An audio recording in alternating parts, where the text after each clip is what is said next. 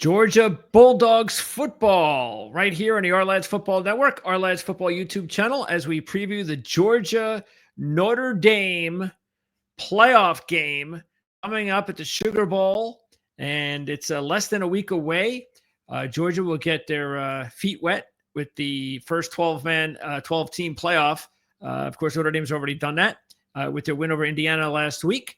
Just had the opportunity to talk to Kyle Kelly from blueandgold.com on the Notre Dame side of things. So this is a great opportunity to get an idea of what's going on from the Georgia side of things with Jed May from UGAsports.com. Jed, thanks for doing this again.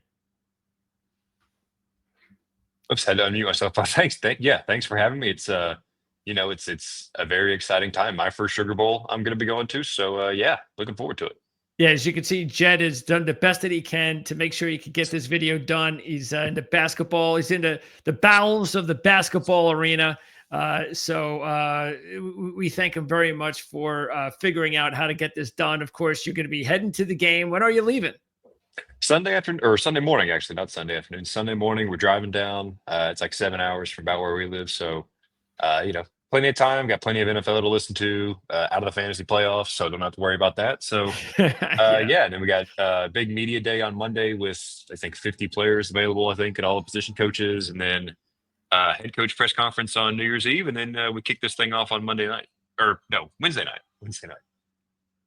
Yes. Matter of fact, there's going to be some strange middle of the week action in college football the next couple of weeks with New Year's Eve on the Tuesday night, and then the 3 Wednesday games all spread out, with the Georgia Notre Dame game being the late one at 8:45 kickoff. Right now, that's the estimated time, Eastern time, of course. Then the following week, it's Thursday and Friday nights. So keep that in mind for the semifinals, and then on to the championship game. So Georgia did not have a game, so we don't have to talk about any of that. And of course, we did speak a few weeks ago prior to the championship game. So everybody wants to know. I'm not going to milk this or anything like that. So let's just get in right into the belly of the beast with the biggest story. This is it. Everybody wants to know about who in the world is Gunner Stockton. What kind of a background does he have? If anybody is going to know the insides and outs of a young kid, a top recruit, it's going to be someone like you, Jed. So give us the skinny on one Gunner Stockton. Yeah, I mean, he's a little bit of a folk hero around in Georgia's for sure. I mean, his high school was probably maybe an hour from Athens, if even that far, and he set a bunch of records and everything like that. And just he's a legend, and he's a guy who came out of high school, was a very highly touted recruit, 5-star, I believe, on Rivals. And he's kind of just, I don't want to say faded into obscurity, but I mean, he hasn't really broken through yet. Obviously, 2022, his freshman year, Stetson Bennett was still here. Carson Beck was here in 23, and then you kind of thought it could be Beck to Stockton maybe. And then Beck comes back for this year, so then it's another year of just kind of waiting your turn and see what happens. So, but now obviously his opportunity's here. So he's a guy who his skill set is different than Beck's. He's more of a runner. He's more of a true dual threat. We saw a little bit of that in the SEC championship game, and I think he's a guy who the biggest thing for him is he's got to avoid the key mistakes. He played pretty well against Texas, all things considered.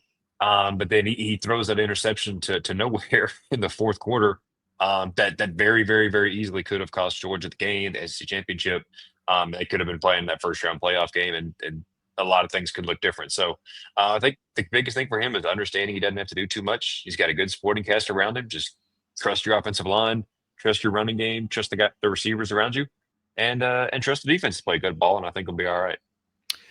What does separate him, say, from Beck? Let's just talk about the comparison of those two quarterbacks. What can Gunner do that might be an advantage for Georgia's offense?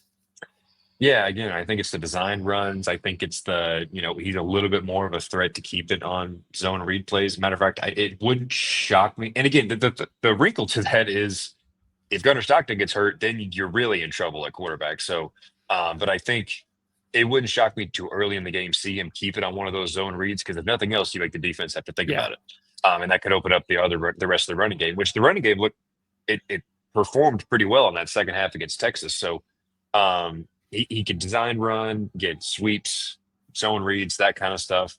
I think he's just a confident guy that people believe in. And I think, you see this even in the NFL, you see it in college. Like, if you are on a team where the quarterback situation is rough and it just permeates through the entire team, it brings everybody down. Nobody believes body language is bad. And I don't think that's the case here. I think people believe in Gunner Stockton. They've seen him in practice for 3 years now, as hard as that is to believe. The defense has gone against him every day. The offense has caught passes from him. Georgia does a good job of rotating in and giving guys reps with the ones on occasion. So it's not like he's never thrown to any of these guys before. So I think people believe in him. And I think he's a confident guy that people want to follow. And in a situation like this where everybody has to kind of elevate their own game a little bit, I think that's huge that everybody's got that level of belief in him. No question that, like you said, the players around him got to make things as easy as possible for Stockton or any young quarterback, any inexperienced backup, and it's no different. The Georgia running game nationally is still pretty weak. Let's just put it out there. I mean, it's 99th in the country, but the numbers have gotten better recently, including, of course, the production from the championship game. Etienne had a really nice game. Notre Dame's defense is one of the better defenses in the country, but they're much better in pass defense than they are even without Morrison. But now they've lost Riley Mills, and that is a huge loss. I mean, that's their best defensive lineman. I know Cross came into the season as the top prospect, but Mills has had a really good season, and now he's out. That has to be something that Georgia is going to want to take advantage of. And that's, I honestly can't see any way that Georgia wins this game unless they get a really good game from both of their running backs. Yeah, for sure. And again, like you said, they performed well in that second half against Texas, which, if you're just looking at it, if you're Texas, you would think, okay, backup quarterbacks in, we are going to make sure we stop the run first and make him beat us through the air. And Georgia was still able to run the ball a little bit. So, Georgia's got a very good offensive line who has now been able to get healthy over the past 3 weeks. Just off the top of my head, I don't think Notre Dame has seen an offensive line close to what Georgia's got. I mean, correct me if I'm wrong, but I don't think so. So, no. They're a unit that I think takes pride. And again, an offensive line at halftime at the SEC championship, Kirby Smart even said after the game, he's like, I challenge those guys to run the ball and help out Gunner. And they did that. And I'm sure that message is going to be hammered home again in the lead up to this one. So, Riley Mills, that's huge. I think a Georgia offensive line that probably had a little bit of an advantage over Notre Dame defensive line anyway, now even has that much bigger of an advantage. So, you establish the run game, open up play action, which is huge for a young quarterback making his first start. And see where you go from there. But I expect Etienne. Etienne's had the rib injury for weeks, and now you've had a few weeks to kind of not take as many hits and let those heal up a little bit. So, I think Georgia's going to really look to establish the run, and I wouldn't be surprised, honestly, if they had one of their better rushing games of the season. Talk about the flip side. Of course, Love is next year is definitely going to be on the short list for Heisman candidates.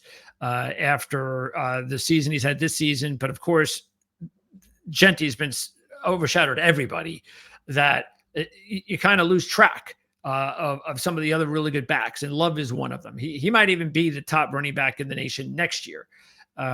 What do you think about Georgia's defense going up against? Because that's where Notre Dame might say to themselves, just like Georgia's saying, well, if we're going to win, this is our strength.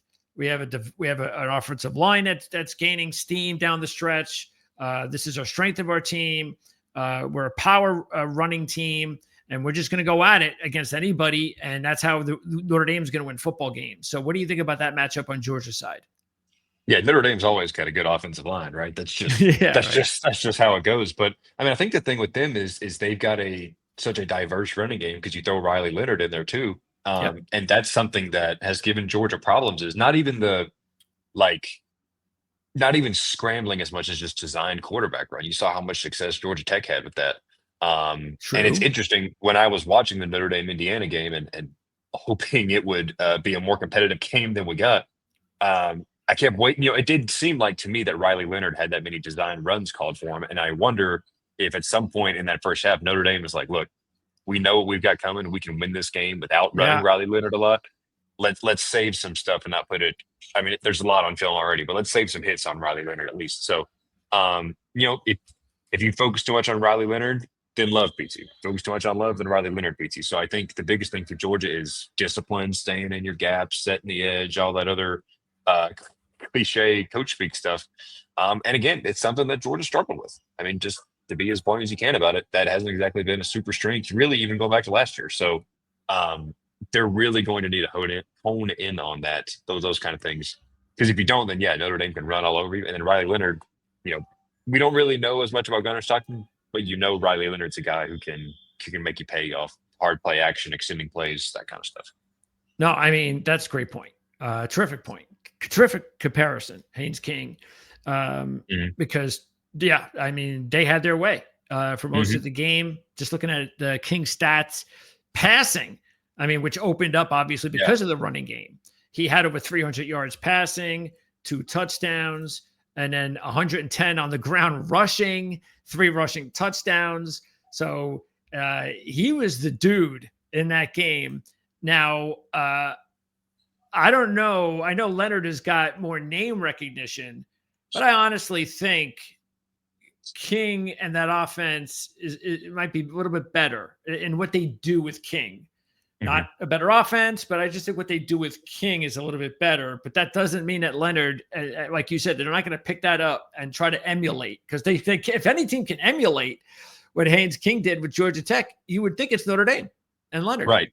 And it was interesting because after the game, because Haynes King had the shoulder injury and you weren't really sure what you were going to see from him. And after the game, Kirby Smart was essentially like, we had some calls against Georgia Tech that we haven't used since like triple option Georgia Tech. So it basically sounded like they came into the game not thinking Haynes King would do much, if at all, through the air. And he was able to stretch the field. He had good zip on the ball. So basically caught everybody by surprise. Riley Leonard is not catching anybody by surprise in terms of his ability to throw the ball. So do you have a more, well-rounded or I guess you're going to be prepared for Riley Leonard to throw the ball, whereas it seems like Georgia wasn't really as honed in on Haynes King being able to stretch the field. So it's coming, but you got to stop it. I think that's the thing, because Notre Dame, is probably again, Georgia Tech has some really good receivers, but there's definitely not a skill talent drop off at nothing else. They're equal, if not. I'm sure Notre Dame's probably got a little bit of an edge there. No, you're right. I mean, I think actually Georgia Tech probably does have a better 1-2 punch with Singleton and Rutherford. That's been the weakness of Notre Dame this year, is trying to find that receiver in their game, that go-to guy. Collins is a nice player and Faison had a nice playoff game, but they're not even Singleton or Rutherford. So, but still, they're good players. It's a good team, very good team, much better offensive line than Georgia Tech. Maybe I don't want to say much, because Georgia Tech, I mean, they know how to block as well, and they've got a coach who knows how to teach those kids. And look, it could have just been a matchup thing, but I just think it's a great point. And if anybody wants to, if they want to draw up the, how do we go up against this Georgia defense? Well, that's the only game film you probably need. Give me that Georgia Tech game film, and let me see what I can do. All right, so give me some. If you had to pick a player, because I know Notre Dame doesn't have the most explosive guys offensively as far as in the passing game, and Georgia, as we all know, they've had big problems this season with their receivers and the drops, and nobody's really been able to step up for the McConkey or the Bowers role. But if there is a guy, is it the obvious choice? Is it the Arian Smith or the Lovett, or is there maybe another guy on the depth chart, that could be like a sneaky guy? Look, just like Gunner, because Gunner, he's probably throwing the ball a lot to guys that also aren't like the big players on the team. So maybe those guys are going to get on in the action, and Gunner's going to feel comfortable with some guys that we're not used to seeing out there making big plays in the receiving game. Is there one of those guys we should be keeping an eye on? Yeah, I mean, I think it's Dom Lovett, because I think there's been times, especially later in the year, where it's just like he's been invisible. Like he just is gone. I don't know if it was the Tech game or maybe it was SC championship, but he didn't have any targets through the first half. And it's just like it's not like Georgia's rotating in. Like they rotate in, but Dom Lovett's still your frontline guy, not getting any targets. So like I think and even when he does is targeted, a lot of them are right at the line of scrimmage, these quick pop screens and stuff like that. So do you get him down the field a little bit more? And then I think Oscar Delp, because like he's caught touchdowns, but he hasn't really like had a big game. It's like those fantasy football games where like your guy puts up 8 fantasy points, but it's one reception for 10 yards, but it's a touchdown. Like, I wonder how much you look to Delp. And really, Delp and Gunner came into the same class. So they're guys who have known each other for a long time. So Okay. do you look to him more as a, even 6 or 7 targets as opposed to 2 or 3 targets, Sure. and same could be said for Lawson Lucky and Ben Urosic as well. But, I just think this isn't a game where, Nitro Tuggle, the freshman, had a couple nice catches against Tennessee, but that was more of an injuries thing. Like I personally, I don't think Kirby Smart is the type you just, okay, we've had 2 weeks and now we're gonna, throw all these freshmen in. I think they're gonna stick with the guys who got him here. Sure. I think you need more out of Don Lovett, and I think you could get more, I guess, more consistently out of Oscar Delp, maybe. And speaking of the passing game, I'm not sure we're going to see a whole lot of success on either side, just based on the fact that there's a lot of talent in the secondary for both teams. Mhm. Again, as I mentioned, Notre Dame and their passing defense, and we know Georgia, of course, also has some really top players back there. But on Georgia's side with Stockton, you talked about his athleticism, and that's something that he could bring to the table. Is there something in his passing game that can make him a difference maker, whether it's arm strength or touch or accuracy? What is it about Gunner Stockton in the passing game that makes him a potential difference maker? I think it could honestly just be as simple as confidence. I think he's a guy who he's going to try to make plays. You've got to rein that in a little bit sometimes, but I just think he has belief in himself, and I think again, it's not exactly the same. But you look at Jameis Winston as a suffering Browns fan. You watch Jameis Winston, and okay, he throws a pick. Okay, you come to the sideline and figure it out, and then you get back on the field and try it again. I think Gunner's the type who has enough belief in himself to, if he does make that mistake, it's not going to crush him mentally for the rest of the game. So and that's something we've seen even from Carson Beck. He would get in these spells where it's just like Yeah. he'd start off okay, and then it's just a quarter, the second quarter against Alabama, the second quarter against Florida, didn't start out hot against Tennessee. Just like things just would crumble, and then it would get fixed. But you put yourself in a hole, or you let a team hang around, or whatever. So I think Gunner has that mentality. I mean, it's in his name, right? He's a gunner. He's a gunslinger. So I think he's got the confidence that you need to take over and play well in a situation like this. All right. Speaking of injuries and Beck, is there anyone else on Georgia who is dealing with an injury situation that might affect them in the game? Yeah, it's just like all year. It seems like there's injuries are running back. Both Roderick Robinson and Branson Robinson seems like have been dinged up in practice. We haven't really gotten anything much on that, but it seems like there's a chance Georgia could be without both of those guys. So then it's like a lot of the year you got Trevor Etienne, you've got Nate Frazier, the freshman, who really came on strong down the stretch, and you've got Cash Jones as your third down back. And then you're looking at freshman Dwight Phillips and Chauncey Bowens behind that. So I mean, the good news is again the guys who will be stepping up have got experience. Yep. But it's so on brand for the year that this Georgia team has had that you have these guys potentially go down and practice again. We haven't had any confirmation on that or anything, but it seems like Georgia could be without those guys. So all right. Other than that, the rest of the marquee players seem to be ready to go. Yeah, Trevor Etienne's getting healthier. It looks like they're going to get Christian Miller back on the defensive line, who was a big loss. Smile Mondo, who's been dealing with a foot injury, it's been back for the past couple games. You get him healthier. It's a lot of like not even just guys coming back, but just getting healthier and fresher and getting some time off. That helps everybody at this point of the year, even teams like Notre Dame who just get an extra week off. but yeah, it's Georgia's been so. I mean, offensive line guys have been playing through stuff.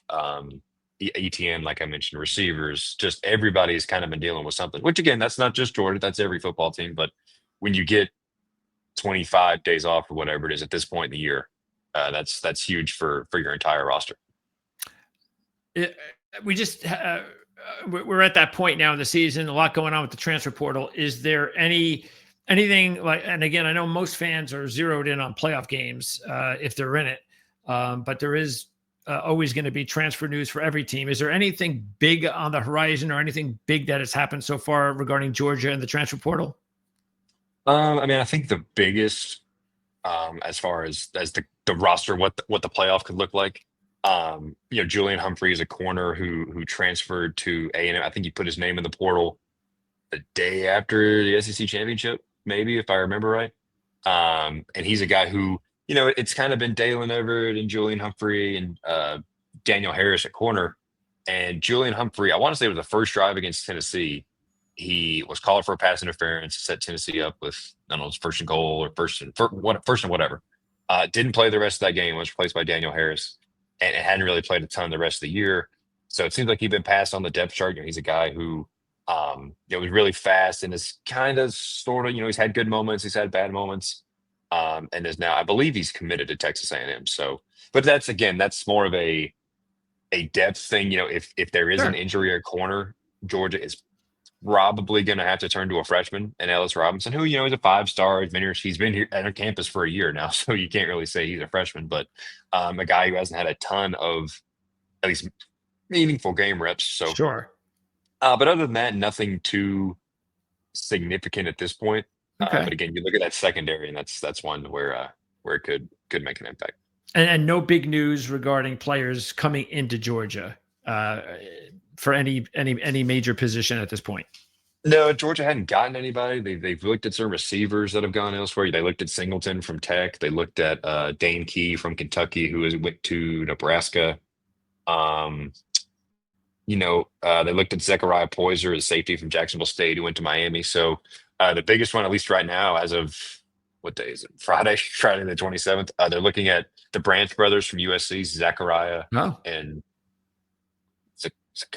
whatever their names are. The Branch brothers from USC, the receiver and the safety. They had them on campus for a visit. But yeah, Georgia hadn't gotten a transfer guy. They've been involved with a lot of guys, but haven't gotten any across the finish line. So we'll see. Well, like I said, I mean, most fans, that's something for after the season's over.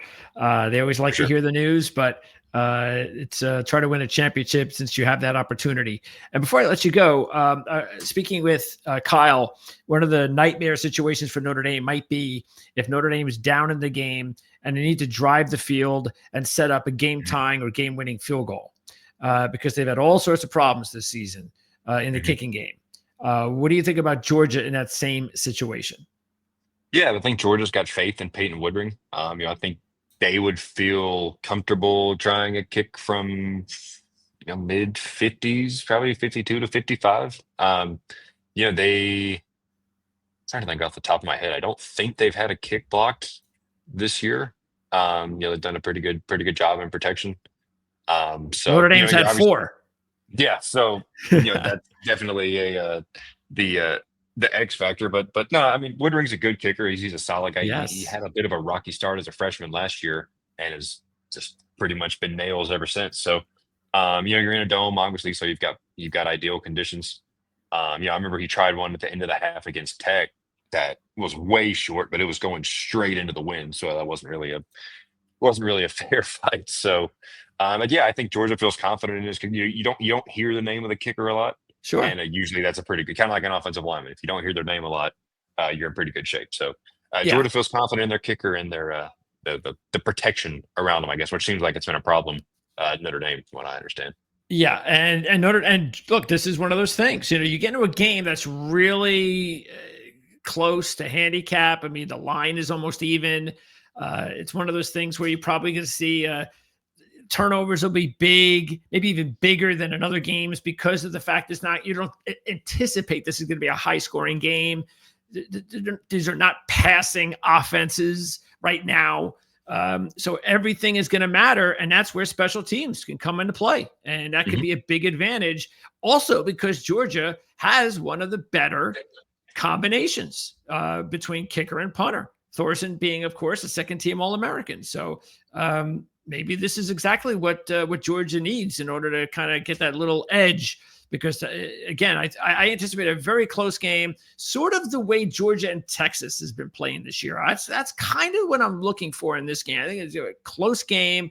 Maybe there will be turnovers, but I don't know how much you're gonna be able to take advantage of that points wise because the other defenses are so good. So that's what I'm looking for. What is your prediction? Have you come up with a prediction yet, or are you still kind of since you're about a week away, you still haven't really put it all together yet?